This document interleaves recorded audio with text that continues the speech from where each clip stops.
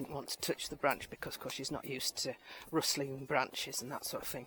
With Farouk, I'd have lifted that up because he, even though he's spooky, he's got used to that over the years with me because it's never had a bad experience, unlike slosh bottles and white things. He's obviously had a bad experience with that. It's frightened him at a young age, and he's never going to get out of it, I'm afraid.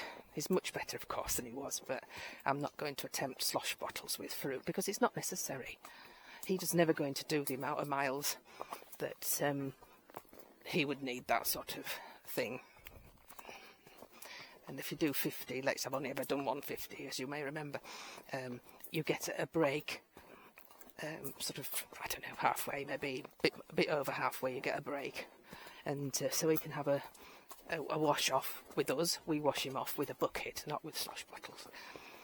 And we have a black bucket for his water, so that's again all part of him not being frightened. But I noticed, you may remember, that he actually drank out of the grey bucket, which is, almost white. And he did that because he was ready for that drink, and I think he's just settling more after an event where he feels that he can relax and straight away and have a little drink. Good girl, Bella. I don't find that with Bella I need to talk to her constantly like I did with Farouk. Farouk always needed the voice reassurance, whereas Bella is quite her own mare, really. She's quite self-confident, always has been, the way she goes for those bulls, if you remember, chewing on the reds. But again, this is breeding. I'd like to take the credit for her chewing on the bull's head, but no, that's her ancestry coming out.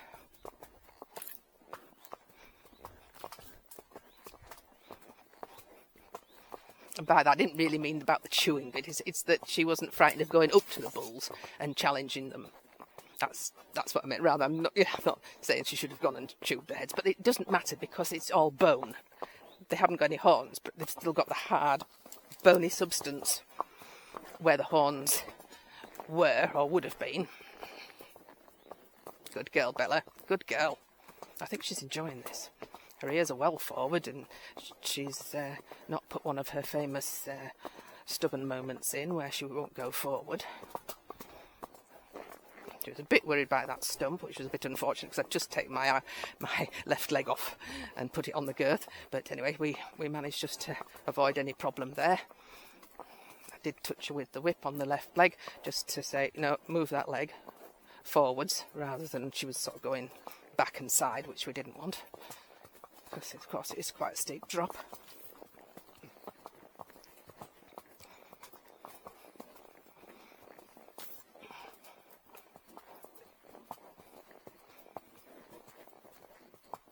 Good girl. This will be a feather in her cap when she gets back. Hopefully we get back in one piece. That's been a bit premature there, isn't it? Tempting fate. We don't want to be doing that, but I've got to say how very pleased I am with her attitude going along here. Never even walked out along here with Renz and myself. And she's doing it all by herself. Though, of course, we have gone out now to Appleton Moors. She's been up and down the first part of the coal ride. So, I think that's very good. Very pleased with her. She's an exceptional mare, this. Exceptional. Yes, she has her little quirky things, and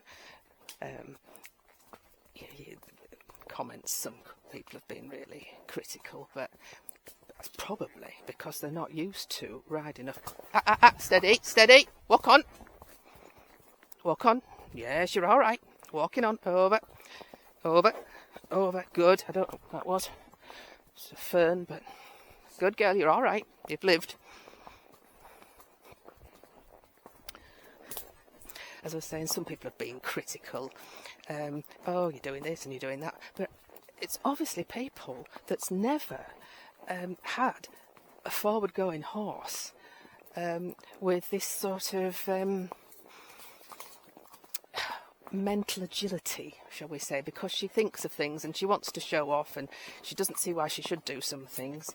But I have had a lot of thoroughbreds, and the racehorse, the ones that have been bred for racing, they are quite difficult to start, shall we say, getting them under saddle and all that sort of thing. Much more difficult as a rule, and I'm not saying that there aren't some really good racing thoroughbreds that haven't been raced or have been raced and you take them over that aren't good, but that, you know, I have found, because I do like a forward going horse, and I do like a horse that's clever as well, so that brings its own problems. Yes, that's logs. Yes, you're all right. You're right. Just take a moment. Just stand and take a moment. You're a good girl. Good girl. Yes, there's nothing there. It's just a funny thing. Yes. Have you got a fly on you? I don't know whether you have, but we'll just have a little thing. And walking on. Yes, just keep over this side. No, not into the holly, lovey. Go on, walking on. Good girl. Walking on. No. No, Bella. Walking on. There's a good girl. There's a good girl. Yes, I know that's a bit soily as well, isn't it? No, come on, Bella. Hey, come on. Yes, a bit of soil there. That's what's worrying her. Good girl. And we'll go up here. Yes, it's not something crouching. No, let's just take a moment again. Just take a moment. It's not moving. You're not looking at it now, are you? No, you're looking at that tree stump over there. And walk on. That's no leg or anything. No, walk on. Go on, you can do it. Go on, Bella, you can do it. Now just take another moment. Good girl. And walk on. No.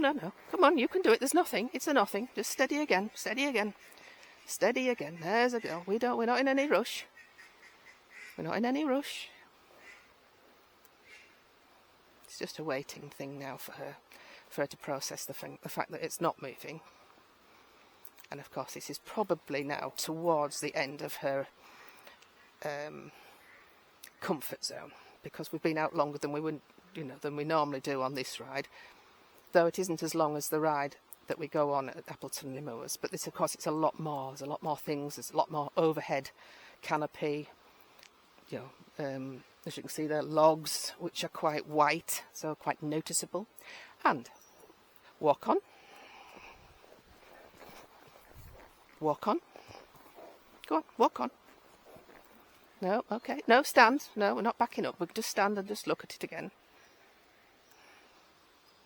She nearly went then. Just let her mentally calm down. It's a shame about those flies around her head. Oops, take that out. Ikey bark.